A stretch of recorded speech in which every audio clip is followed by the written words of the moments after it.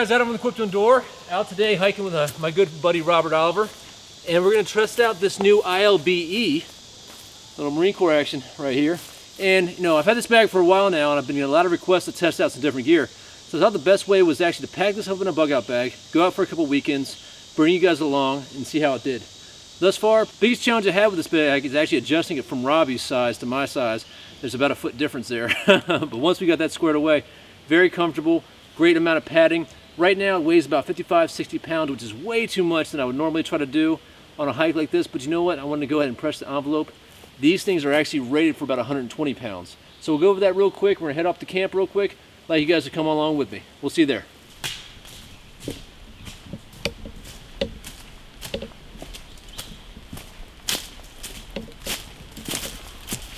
All right guys, well welcome to one of our E2E training areas. We're gonna get started, unpack, start getting squared away with our shelter for tonight. Right now it's 1600 hours, so we're starting way late in the day. So we're gonna make sure we collect enough firewood, get our shelter squared away, and then get something to eat. So we'll be right back. Here we are guys, a little home away from home. Every time I come back to this camp, brings back some good memories. We got a little lean-to structure we were working with one of our group of students. This was a debris wall that we made during a winter class a while back, and it was much much fuller back then, but it's a great way to block wind, especially if you have a large group of people. Had a secondary fire and adjacent to this fire to kind of get some heat circulating that area. So great stuff all in all. So we're going to be here today. Secondary fire ring beside this wall, so definitely gonna have to fix up some stuff around here and get started. So we'll be right back. Get started. In reference to the ILBE, great piece of equipment. I got it loaded out a little bit different. The one thing that I probably wouldn't do normally is I have my normal pack on here. Instead of unpacking that and throwing everything inside there, I just mollied it to the outside. So the weight's a little bit lower than I would normally need it, but it worked out pretty well. And upgraded some gear that I have in here, some stuff I normally bring. So gonna test out how this one works thus far. Had a couple mile little hike up there. It's not that bad, but definitely need to refine what I'm carrying, what am I bringing in there. So we'll be right back and I'll show you guys a little bit more of this pack. All right guys, so we're back. Well, one thing I gotta say about this bag thus far is I might have to pick myself up one. So I've already bribed Robbie to go down there and get one for me down in North Carolina where he picked up one before. But I still gotta configure it the way I want it to fit my echelons or my needs based on the use. Right now we're kind of using it as a quote unquote bug out type bag. So that's a bag that's gonna sustain us for about 72 hours. I can say right now, I threw in some winter stuff in here as well that I wouldn't be using this time of year. And of course, you know, you got to update your bug out bag as the seasons change. So I do have some wool pants in here and I have a heavy coat because I wanted to see how the volume would work when I get to that season, because that season I'm gonna be carrying bulkier items. So thus far it works pretty well, but let's go ahead and go over what's in here.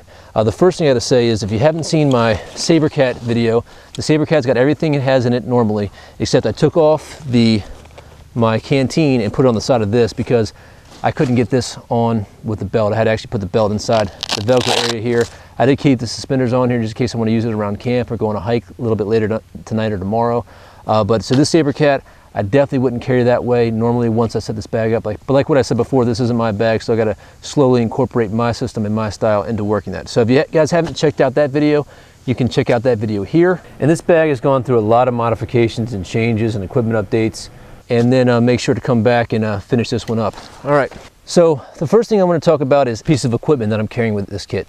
One thing, the main knife that I brought is going to be my Becker BK2. Love this knife.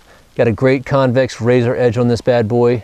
So got my fire steel. So this right here, I'm going to make sure I have on my belt at all time. I took it off of my belt just for this video, but I'm going to have this at all time. The other piece of equipment I brought with me is my Falcon Even Iden. It's actually still on my belt right now. So those two belts, while there's a lot of redundancy there, I'm pretty good all in all. Won't have to worry about anything in reference to cutting. There are some other pieces of equipment in here because of course this is a bug out bag. So once I have my camp set up and I'm gonna go do any roaming around, certain pieces of equipment are gonna stay at the camp and then certain pieces of equipment are gonna come with me that I'm never gonna be without. So the Becker BK2 being one of them. So first of all, the one cool thing about this bag is this thing is bulletproof. I mean, it's 750 ballistic grade nylon. Of course, we have the Marpat camouflage style.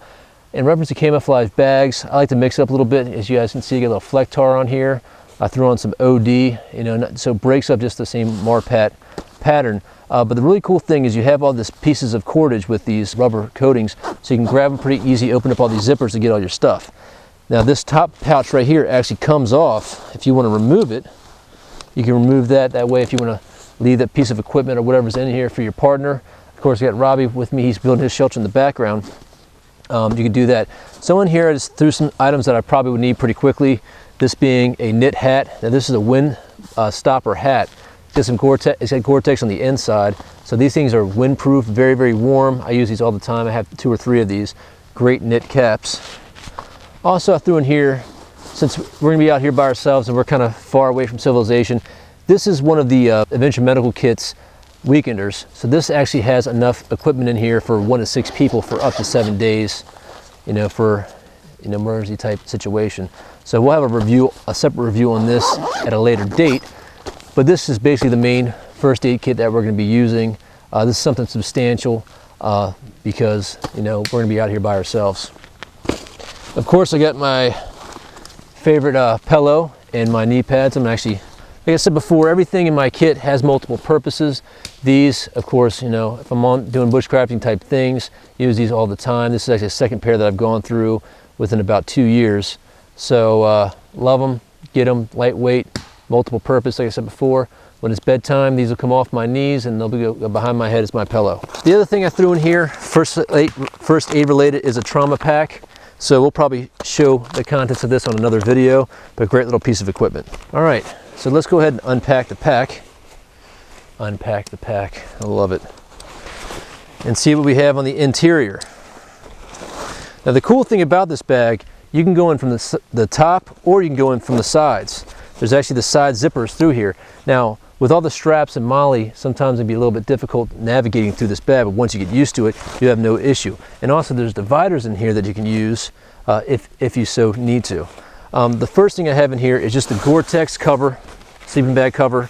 This is what I'm gonna use tonight. I'm planning on not using a shelter, just doing this with my sleeping bag, and hopefully it's not planning on raining tonight.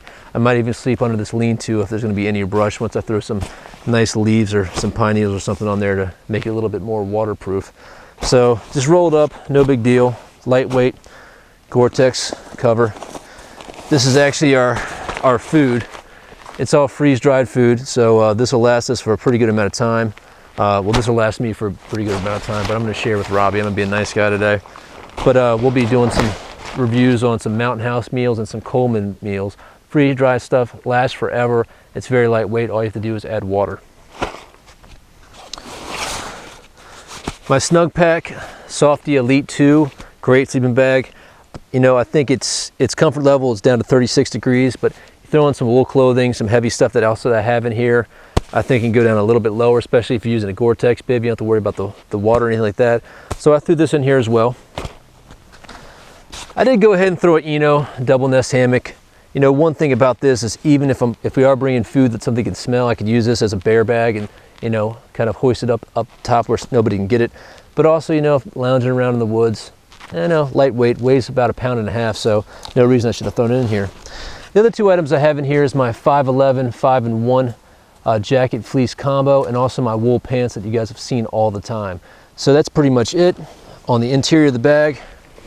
On the exterior, of course, we have our French canteen, our flashlights, our Gerber diesel, Brunton adventure compass, and our signal mirror. We have this German Flecktar half shelter. This is the one that you can kind of make as a poncho or a coat cover as well. I'll be making a shelter with this probably in a separate video, so just stay tuned for that one. But I threw this one in here as well. On the other side, I have just a small little F1 hygiene kit, just so I can brush my teeth and, you know, do some other stuff. No big deal. Some talcum powder, some moleskin in here, toothpaste, toothbrush, all that good stuff. Some toilet paper. Yeah, I don't want to use poison ivy leaves. And the last thing I threw in here for a bit of home comfort is my large Hunter Wetterlings. So great little axe, and you guys know we're a big fan of this one. So that's pretty much it. Of course, the rest of my kit is in my Saber Cat from the rest of my survival kit. So we're just gonna do an overnighter tonight. and see how this one does out. But this is pretty much it. The only thing that I would change in here is I would throw an extra water bladder in here, and I actually have a molly, but it's mollied on a different bag, so I didn't bring it out with us because we have some other water. So throw that on here and we'd be good to go in reference to that. So good stuff, guys, and really highly recommend this bag. We're gonna finish doing the test for this weekend. Oh, I did forget one other piece of equipment. Folding saw. So we got all of our cutting instruments to make whatever we need to make. So good stuff all in all. Well, guys, that's pretty much it. ILBE, good old Marine Corps bag. They range in prices. Sometimes you can get some surpluses around $100 mark, but they can go all the way up to $300. But for a bag, for a heavy-duty bag with a low capacity of 120 pounds, it's really comfortable to use, easy to pack, a lot of versatility, and I would highly recommend you guys check it out. Hopefully I'll get some more trail time with this, but already I know that I'm going to like it. Well, hey guys, it's Adam from Equip to Endure. If you guys have any questions or comments, please email me at adam@equiptoendure.com. You guys take care, be safe out there, and remember, if you're not always prepared, you're never prepared. Thanks.